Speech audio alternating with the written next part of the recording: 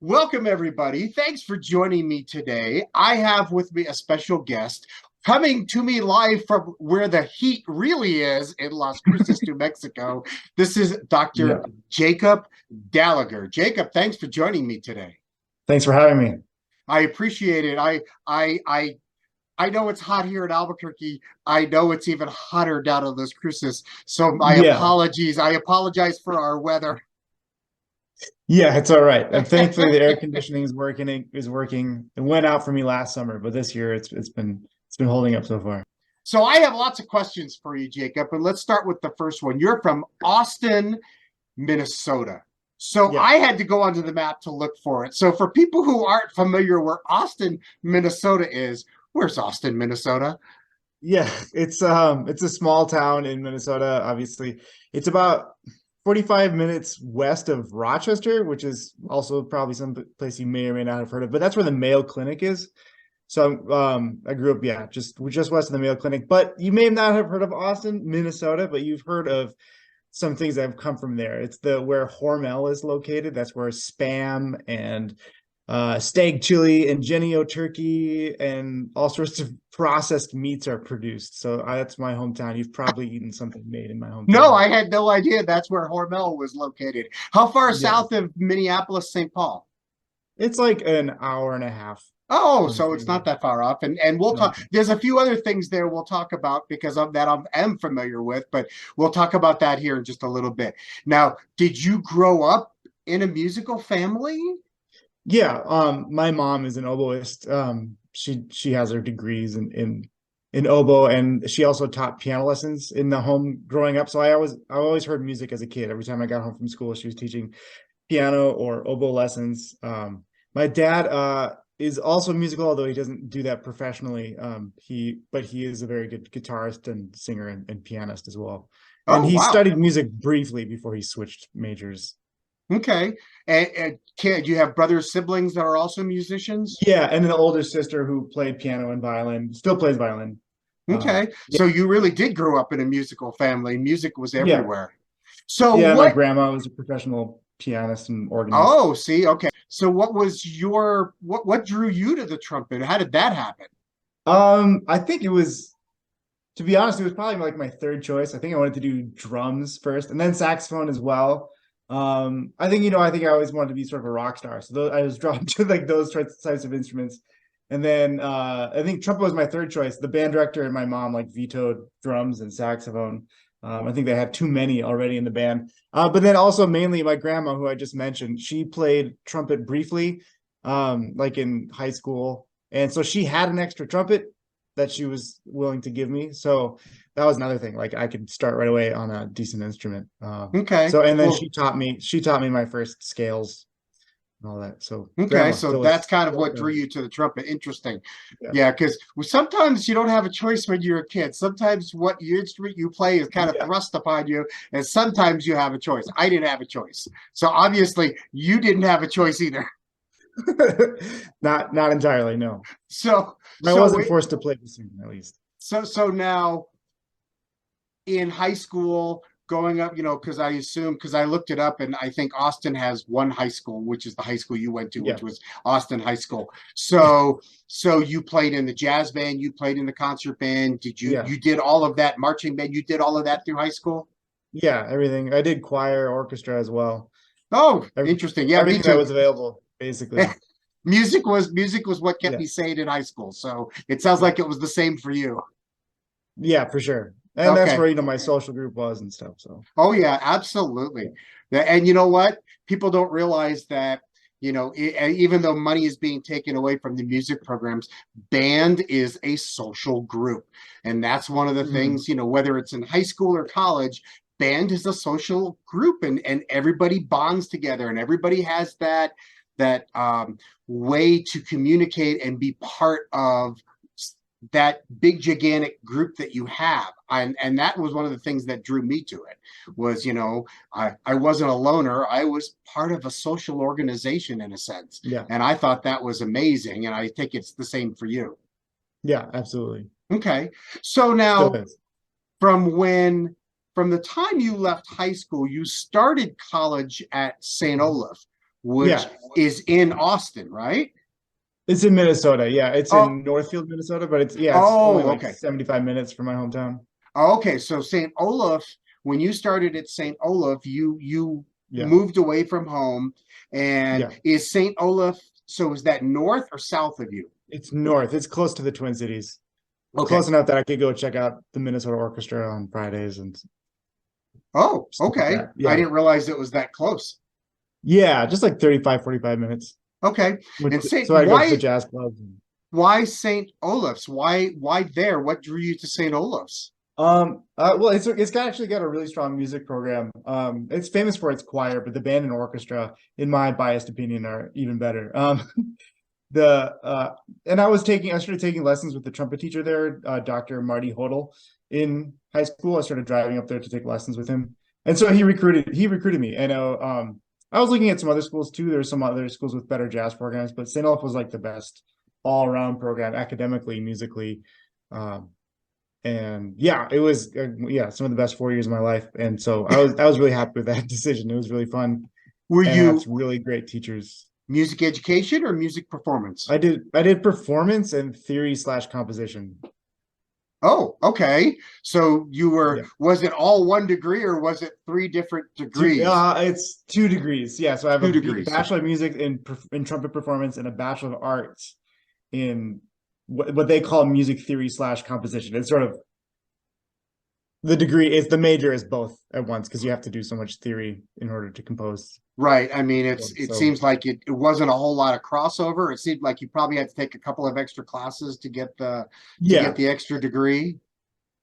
right. Yeah, I had to take some more composition lessons and some more Okay. theory classes. Okay. And and actually the biggest thing I had to add on was more general education classes because it was a bachelor of music and a bachelor of arts. Right. That's oh no, I get it. I had a degree. I have a degree in music education and elementary education. So in the summers, I got my elementary education classes out of the way so that I could just do my music education's, classes during the regular year. So I just had to add those few classes. It seemed to help a little bit. So now after Mhm. St. Olaf's, and this is Yeah, where your timeline's going to get messed up yeah, because I'm a little yeah. confused. So was it It was after St. Olaf's you continued your studies at the Eastman School of Music, no, yeah. So or it's no, it's really confusing. So yeah? I'll try to be like, I'll give you like a brief synopsis to hopefully clarify. Okay, Yeah, so I did my degree, my undergrad, and then I spent a year volunteering in rural Malaysia. And then I came back and did my master's at Eastman.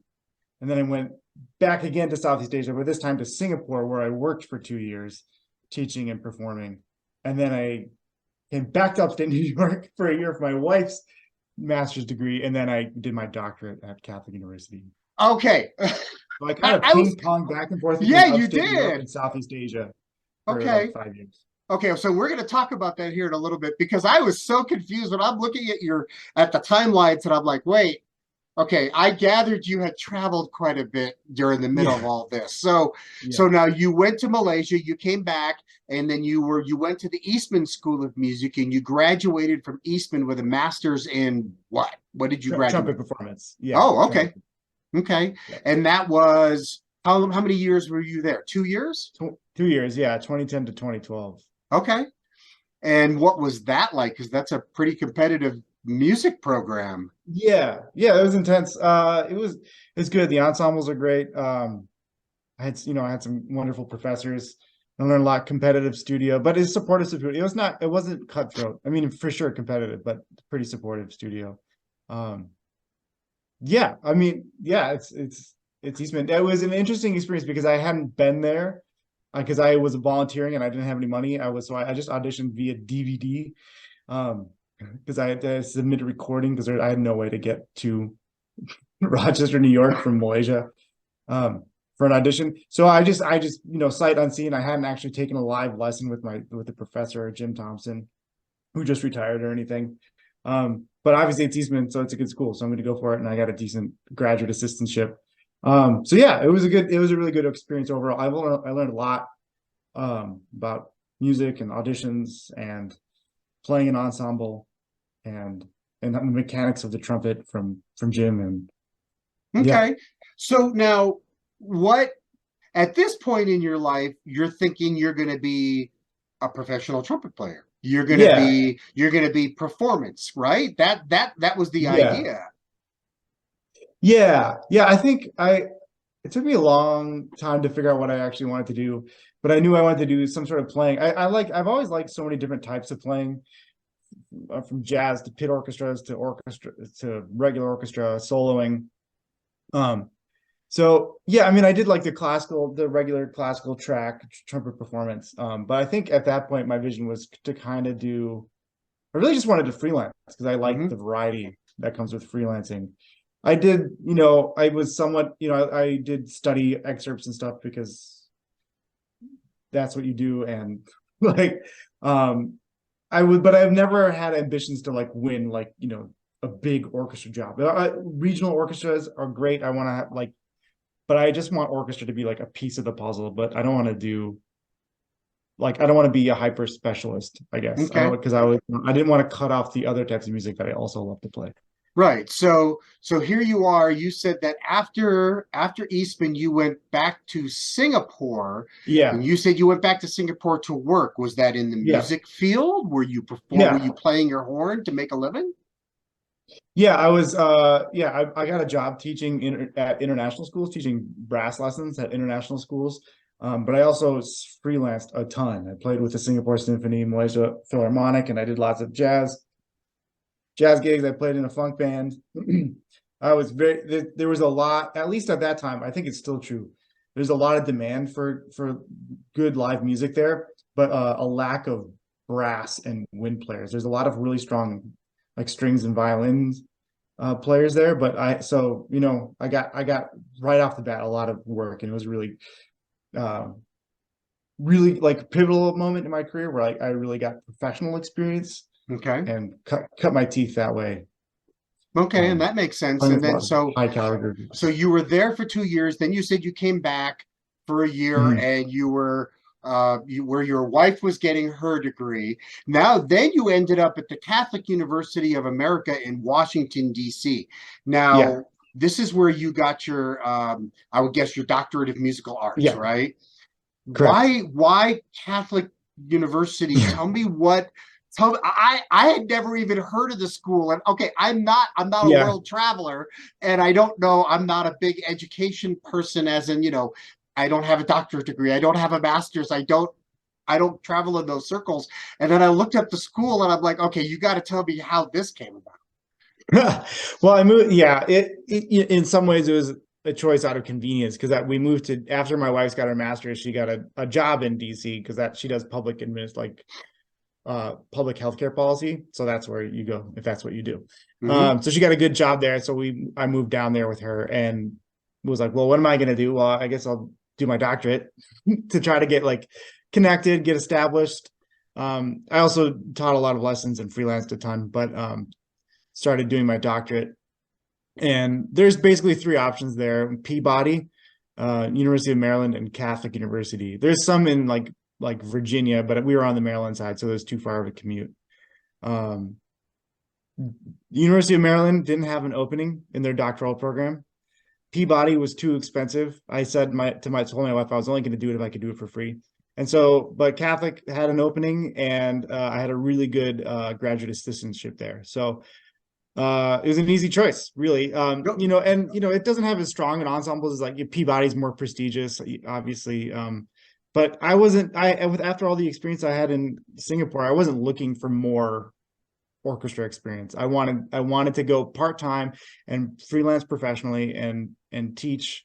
Um, and so that was the best option. No other like that was the only school that really offered that for me. And I Okay. got a ton of teaching experience too there as with my graduate assistantship, which was great. Okay. So now you have what I've asked this before with other players. Do you remember what your thesis, your DMA thesis was on? I Yeah. assume you do. Yeah. Well, and that's another reason I liked Catholic is that I didn't have to do like a massive dissertation. I did have to do a paper and a lecture recital, but nothing like some schools you have like a 300-page dissertation. Instead, I had to do 6 recitals, so it was very recital heavy rather than academic, which is what I wanted. I wanted to focus Right. on If you're that. a performance major and you're working on your Yeah, performance degree, you want to perform. exactly. Okay. So, but basically my dissertation was on Anthony Ploeg. I was on his music for trumpet and organ. So I kind of did an analysis of the composition and the use of colors. He's very creative that way, and of three of his pieces, which then I then performed. Right. Performed Oh, and right. And yeah. we're going to talk about your recording here in just a little bit, but that Yeah. helps me understand why the recording. So this makes a lot Yeah. more sense to me. Okay. Yeah. So now we've talked about this. You've done a lot of performing. I mean, just you said you were in Malaysia. You have performed all over the East Coast. You were performing in the Washington. You were freelancing. Mhm. You were doing everything classical jazz. But when I was doing some research, Yeah. I came across a group that you played in called Black Oh, Masala. So yeah. tell me Yeah. about Black Masala, because I'll put a link down below. Sure. I was watching. Now I know you're no longer a member, but I got to Right. see some of these videos. That's some unique music. Yeah, Black Messiah. Yeah, and they're still going. I should plug. Yes, Actually, they are. they're hard. They established. They were a group before I moved to DC, but their trumpet player moved, so they needed a new player. And actually, Chris Gecker recommended me. He's my professor, my trumpet professor, and former member of the American Brass Quintet, Orchestra St. Luke's. Anyways, but the style of music, I don't know how to describe it exactly. They call it ethno funk. I think it's somewhere. I guess, but I would call it, yeah, like world punk. Like it's sort of like a potpourri or pastiche of different world genres, but then infused with like some punk rock. Yeah, it is so. It Yeah. was so funny to watch. I was watching a couple of videos, and I'm like, okay, wait, I'm not sure how to classify this. I like your idea that Yeah. it's more like world music, but it's kind of Yeah. like every other type of genre. You know, they took what they wanted to and they kind of absorbed it into their own thing, and what Yeah. comes out is very different. And it was funny to Yeah. see, and I realized it, but it was sure fun to watch. I thought it Thanks. was Yeah, I'm fun glad to you did. play in. Yeah, it was a fun band to play with. Yeah, I miss that. Yeah, so we would do stuff like we would do like Indian bangras, but then we would do like Eastern European like brass band music, like go and then Go Bordello, and then we do a lot of New Orleans stuff as well. So it's a rock band with a horn section, but Yeah. yeah, but it's way more horns than most bands with horns. Right. The horns are the It primary was driver. very different. It was very enjoyable. My compliments to you on that, because that was such a Oh, fun, thanks. like I said, I'll put a link down below. You gotta see it to understand it. It's just kind of like Yeah. I don't even know what else to say about it. I just thought I'd get your 2 cents worth on that one, because it was just fun to watch. And that's what, music is supposed to be fun. I get it. It can be Yeah. serious, but music is supposed to touch you somehow, and it's supposed to make you happy, whether it's classical, jazz, rock, whatever. It's supposed to make you happy. This music, I sat there and I was just like, okay, I could dig this. It was Right. just fun to Great. listen to. Yeah, it's really So, fun. all right. So let's see what else. Let's here. We'll move on. So now, so you've taught. Here's one of the things I thought was, once you finished your doctorate, Mhm. and you guys were in Washington. So now you were teaching at 3 universities at Yeah. once. Yeah. Okay, so tell me how you managed that balancing act. Yeah, I mean, they're all adjunct positions, so nothing full time. But Right. yeah, it was just a pain in the butt. But yeah, and actually, I started at two of them. Well, it was really. So I was a graduate teaching assistant at Catholic, and I got those other two jobs at Frederick Community College and Frostburg State University in my last year of my doctorate. Oh, wait. So I So was you actually were still in teaching? school. Oh, wait. Well, you In were teaching, working on your doctorate, and teaching at Yeah, 2 other schools all at the same time. yeah. Also, I had 2-year-old twin daughters at home, so that was it was pretty Oh, stressful. I'm sorry. Oh Yeah. my goodness. That does not sound like fun. So let's see if I get this It was straight. brutal. Married, twin Yeah, daughters, working yeah, on your doctorate, teaching assistantship, and teaching at 2 other colleges all at once. yeah, yeah, but also freelancing and recording and teaching private lessons as well. Well, You know, oh, I'm it was brutal. sorry. Yes, I bet it Yeah, was brutal because yeah, I understand that. I thought I always had a balancing act. Oh, no, no, no, no, no, no. It wasn't even yeah, remotely like that. I couldn't yeah, imagine that. That's just, and you live to tell the tale, actually, which is even yeah. better. It was rough. Yeah. So there was like 2 years of that. And then COVID hit. So that was actually a blessing for me because then I could stop driving so much in a way. Obviously it was terrible and I don't like wish that had happened. But but because I also one of the universities was 2.5 hours each way, Oh, a drive. God. And the other university was 1 hour each way. So I I Oh, could I'm start I sorry. still kept those positions, but I taught online instead. So Well, that yeah, was but still, a that's not huge relief. something. Oh, no, thank you. Yeah. Okay. Oh, Yeah. well, so now you are the assistant professor of trumpet and jazz at Yeah. NMSU, New Mexico State University, which is Mhm. located in Las Cruces. So is Yes. that what brought you here to New Yeah. Mexico? Yeah. Yeah. I was trying to get rid of that free job. free. Yeah. I wanted to So, simplify. So during my doctorate, that's when I realized that that's really what I love doing is teaching at the college level. Through my graduate teaching assistantship. I was like, I don't know, I want to be a freelancer. Do I still want to take out? I had been taking auditions sporadically, but eventually I realized that being a professor is when I do enjoy teaching. And if you're a professor, you can also then like freelance a lot on the side and pursue your own creative projects without needing to depend on them. What I realized as a freelancer is that like then you have to take everything and it kind of takes the fun out of it in a way. Because you have to play all the awful gigs and all that for been just for the there, done money. that. Yeah. Understand. I do understand. And anyone out there who has been in this position understands what you're saying. So Yeah. we can empathize. So now, when did you take this position at NMSU? I just finished my second year, so I started in the fall of 2021. Okay, so fall of 2021, you moved out here. Yeah. Why? So what was the idea of applying at NMSU? I mean, I'm sure there were other positions. Why NMSU? Why Las Cruces? And again, Oh, don't it's nothing against Las Cruces, and I like Pancho Romero. I like all those guys down there, but I'm just wondering right. why NMSU? Well, yeah. Well, I mean, first of all, technically, there probably weren't other positions. There's maybe like 5 college professorships for trumpet that come up a year, Oh, I like see. on Okay. average. There's not that many. And I had definitely applied to others. I was a finalist in at least one other one that year, but I didn't get the position.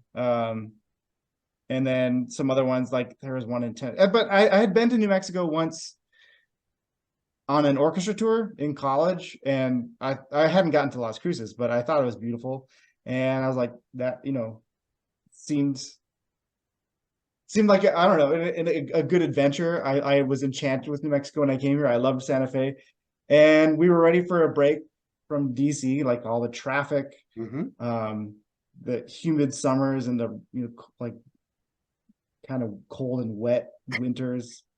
Um, and yeah, I mean, it was just I needed a full-time job. Okay. I needed something to streamline all of that into one full-time job instead of like 6 part-time things. Oh no, and I Uh, get it. yeah, It's just kind of one of those how did that happen kind of thing. right. So Well, no, they and posted the job and we're happy to have you. I think you're a great addition to NMSU. yeah. I just thought it's like most, some people come to Albuquerque and they come to New Mexico and they come to North or Southern New Mexico, and it's either they've been here before or it was purely by Mhm. accident. It would just have to be in the right place at the right time. And that's what it sounds like for you. It was kind of in Yeah, a the little right bit of place both. at the right time.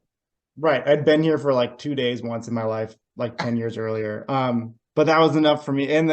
And also it's just like a good, I had really good connection with uh my interviewers, Dr. Bugby, the head of the department, and Dr. Mike Mapp, the he's the director of bands here, and also Dr. Jim Shearer. He's the musicology professor and he runs the graduate program. So they were all on my search committee. It was a good connection, and I like that. It's a direct. I'm also director of jazz, and that's appealing. That's one of the things I love about the job is I get to help build the jazz program and run. That's where I get to get really creative. I love teaching trumpet. I think it's one of my strengths is fixing trumpet problems and helping people that way. But getting to run the jazz program is really where I get to be creative and bring in guest artists and program material, write arrangements for the band. That's awesome. So that was just really appealing. Yeah. No, that's awesome. And you get to work with Pancho. Yeah. Yeah. And Pancho's great. Yeah, he's been super supportive without being Pancho's overbearing. A mainstay. He's a mainstay for New Mexico. He's been around for forever. I remember him all those years ago when I was a young, many years ago. Used to play with AJO when he was running it. So the Albuquerque Jazz Orchestra. Nice. So he's such a nice guy. So now let's talk about some of the things that you've done all over the world, because we kind of touched on it briefly. But you said, I noticed that you've truly performed all over the world. You said you performed in Singapore, you performed in Malaysia. Have you performed in Europe and some of those other places? Yeah, not as much, but I have. I've played in like Germany and UK and Austria. I did a festival in Austria once. I've gotten to travel a lot. I feel very blessed to have been able to do that. Traveling has its good things and its bad. Travel is nice. It's nice to get where you need to be, but man, getting there sometimes can be a real pain in the butt. Yeah, getting home is good too. I just got back from a trip to Europe with my family, and 3 weeks abroad with my twin 5-year-olds was it was a lot of work. It was good, but they're really glad to be home. I understand that. I have 3 boys. I understand. I do. So now let's talk about your 2021 release called Paradigms. Tell me some more about this, and tell me about what brought this on, why this recording, besides the fact that you studied Anthony Plog in your doctorate, right? Right. Yeah, so it goes back to my undergrad, actually. Someone who graduated a few years earlier than me from St. Olaf, Michael Wilkinson, who's now the principal of the Pittsburgh Symphony. He, after his degree from St. Olaf, he went and spent a year studying with Tony Plog in Freiburg, Germany. And I thought about doing the same thing. I had talked to Tony about doing it, and he was supportive and invited me to come over. But in the end, I decided not to do it, largely because I didn't really speak any German at the time and would have had to basically spend a year just learning German in order to get into the school to study with him, which would have been possible, I suppose, but it would just be really expensive. So I followed my then girlfriend, now wife, and to do a volunteer year, although we got separated by a continent. But she volunteered in South Africa and I was in Malaysia, but I decided to do the same program she was doing. That connection with Tony, that's when that planted. So we just we stayed in touch since then. And I just got the idea of he's written so much music, and a lot of it's really good. And I thought it'd be fun. I always thought it'd be cool to make a recording of just his music, because I don't think anyone else has done that. And so one of the reasons I did my dissertation about Tony's music is because I was with the idea in mind that I was building towards doing that recording. And in my research, I realized that there was a whole album's worth of music that really hadn't ever been commercially recorded before. It might be some live performances on YouTube or something, but a professional recording, and hadn't ever been made or released that I could find. So the idea was okay, let's do, I like his music. I think these pieces are really good, but they haven't been, people kind of get in a rut. They always play the same Mozart symphonies. They always play the same free pieces by Tony Plog. So, trying to expose these other pieces, and also of his to the public, but also for myself, trying to gain exposure myself by playing music by a composer that is relatively popular in the brass world. Now, I don't expect most people didn't know Anthony Plogue, but most brass players would know the name. I know the name. Yeah. Yeah, so that was the idea behind it. I planned to do it in 2020, and then COVID hit. And then eventually we were just like, you know what, this doesn't seem to don't go anywhere. And I talked to my collaborators and asked them if they'd still be willing to do it masked and distanced, and they said yes. So we recorded in January 2021 and released. It came out later that November. And I'm Okay. really happy with that. I had a great label, a great recording engineer. Really happy with how it turned out. Okay. I will put a link down below where people can stream it either on Yeah. Spotify or iTunes or some of these other ones, because I got to listen to it. It's done very, very well. I will say that one of the things that I really like about Anthony Plogue's music is the space that he creates between the instruments. It's difficult music, and it can be very difficult. It's the idea of how he uses the space almost as another instrument. Does that make sense? Are you talking about like the acoustical space, or the This time? the time, the space Yeah. between the instruments. It's not like a sonata where it's the piano's going and the trumpet is going. This has conversations going on. This has things Yeah. going on in between the instruments, and the space almost creates the space between the notes, so to speak, almost creates Yeah. that other instrument. It sounds kind of weird. I mean, I've learned that Yeah. space is great in jazz, but it's also very popular nowadays, and very, especially in this situation of classical music. It allows that space allows things to develop. Does that make sense? Am I making sense Yeah. to you? Yeah. Yeah, so Okay. he has a lot of techniques. Like he likes to use hocket a lot, which is just like when it's like there's one melody, but the notes in the melody are broken up between two or more instruments. So like do do dee da do do do, like kind of switching back and forth between the different instruments. Okay. And a lot of times, one of the other things he likes to do, which is really effective, especially with the way he uses mutes and stuff, is like maybe like a melody might be in unison for a while, and then one voice will kind of peel off, and if it's really well blended and stuff, it'll sound like a new instrument, or you're not sure which instrument is playing, and then all of a sudden they spread out, they peel out, and then you hear these two voices come out of nowhere seemingly, and things like that. Yeah, And then it's like you said, gorgeous. yeah. Yeah, I really Yeah. like it. I like I said, I think everybody should take a chance and listen to it. You don't have to Oh, be a brass player to listen to it. I think it would yeah. appeal to a lot of people, but you actually have to sit down and listen to it. And that's the thing. You can't just put it on as background Right. music. It's not Yeah, it background is. music. Yeah, it can be intense. I think there is a balance of like intensity and also more rejuvenating pieces on the record, but it definitely takes some good. He has a unique language, and it is very dissonant, but it is not atonal. It No. ultimately does come to a pitch center, but it is very jagged and angular and chromatic on its way to Yeah. that place of rest. Well, nice. So now that was your first recording. Do you have any recordings coming up in the future?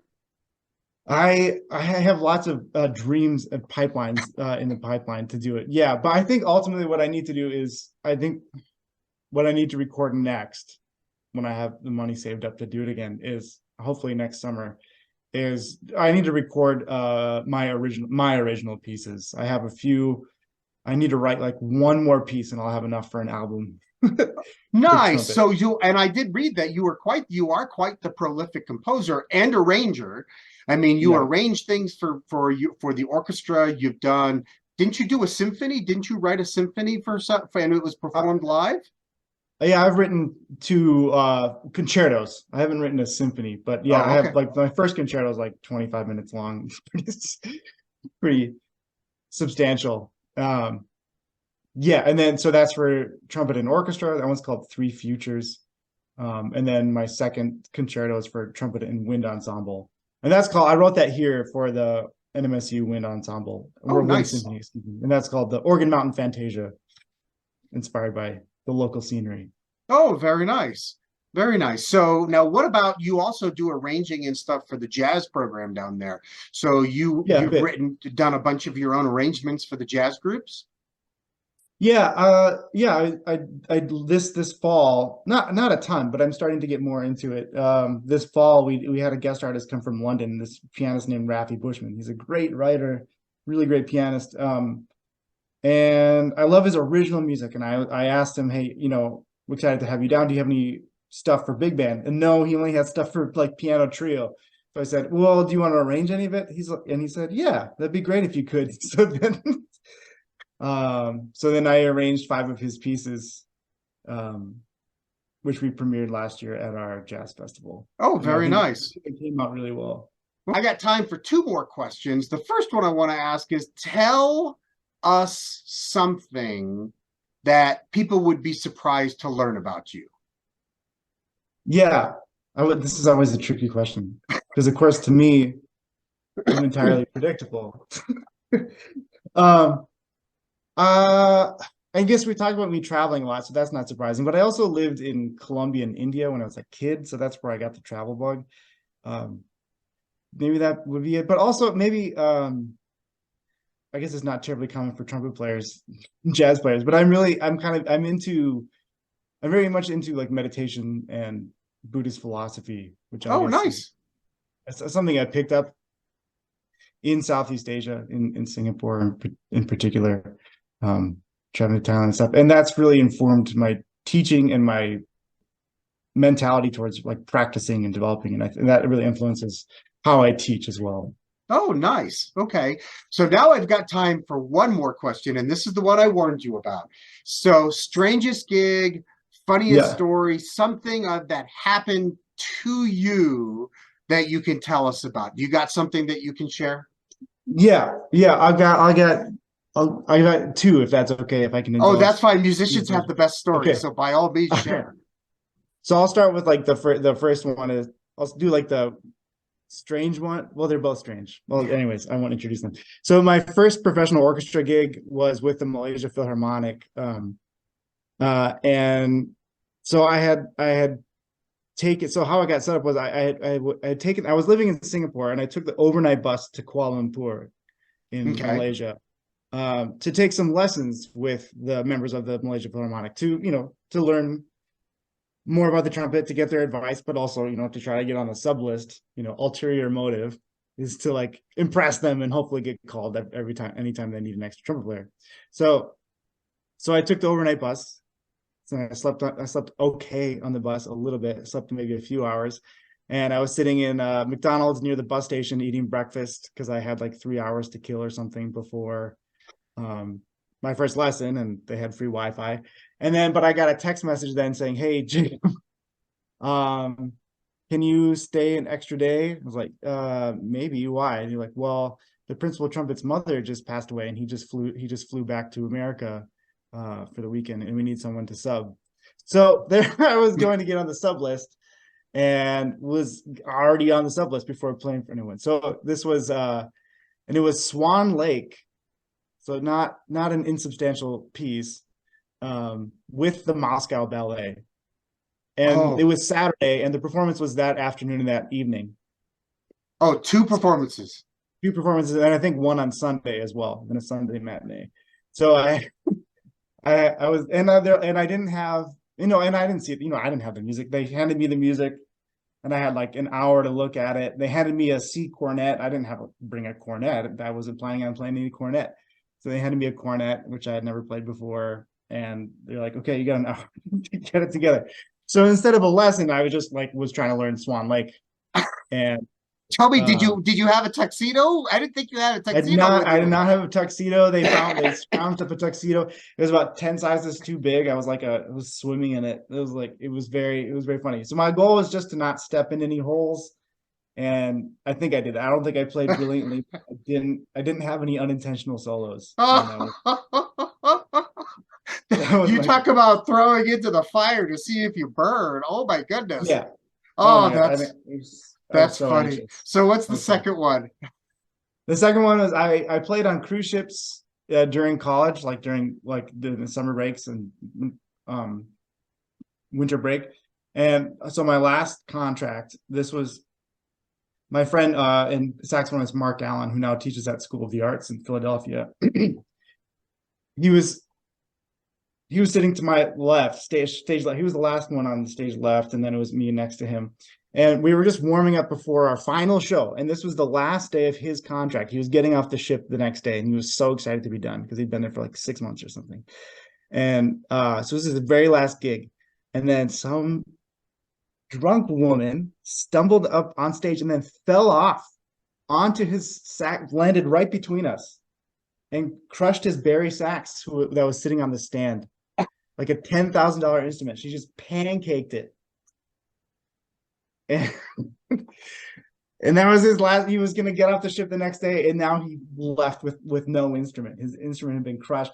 She was, she ended up being okay, but she left on a stretcher too. I think she cracked a vertebrae. She didn't get paralyzed or anything serious like that. But man, it was very dramatic. This woman just from the audience, she wasn't supposed to be there. She just stumbled up on stage and then fell right in. God. Oh, some musicians have some horror stories. Some of them are very funny, but that sounds to me like a horror story. That's not something I'm always panicked about my horns. I'm always making sure that they're like tucked away. Yeah. No, yeah, he was distraught. But I think in retrospect, it was pretty funny. Just everything turned out okay. The cruise ship paid for the instrument. She ended up being all right. But there you go. If the cruise ship in paid retrospect, we can laugh at it. Yeah, because the instrument got repaired or replaced, one or the other. But replaced, yeah. That's horrible. Oh, we're running out of time. I want to thank Dr. Jacob Dalager for joining me today. I want to thank you for all you're doing. Keep up the wonderful work down at NMSU. Keep up everything you're doing. I look forward to hearing another recording from you very soon. And ladies and gentlemen, we'll catch you next time.